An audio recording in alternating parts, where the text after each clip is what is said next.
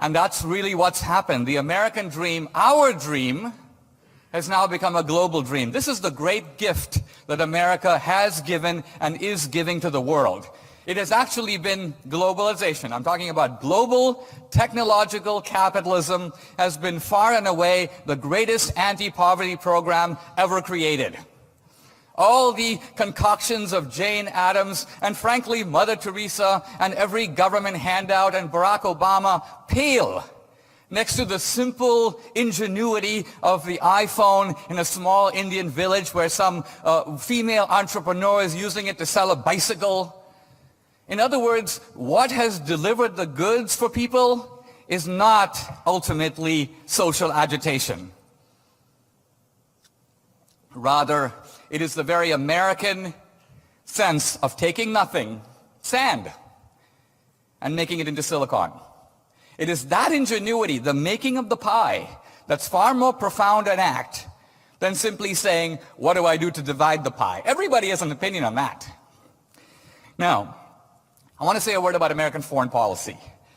Bill hasn't talked a whole lot about it, but I do want to say that American foreign policy, to me, viewed as a whole, has actually made the world much better and much safer.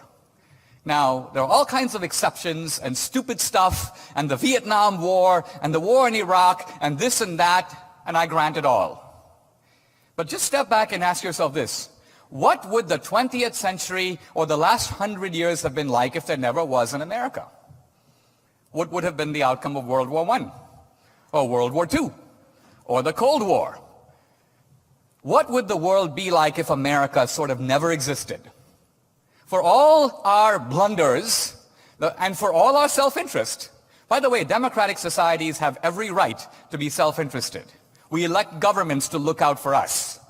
The question is not, is America self-interested, as if that was a crime, but in being self-interested, is America making the world better or worse?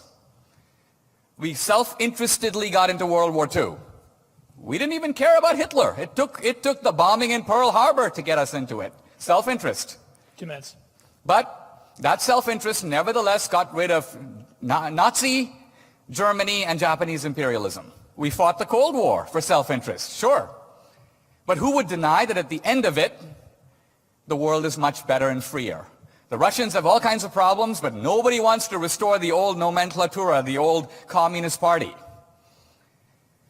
So American power has been ultimately, I think, a great boon for the world.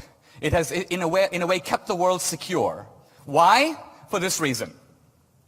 What America invented is the idea of wealth creation as an alternative to conquest. Frankly, most people in the rest of the world believe in both.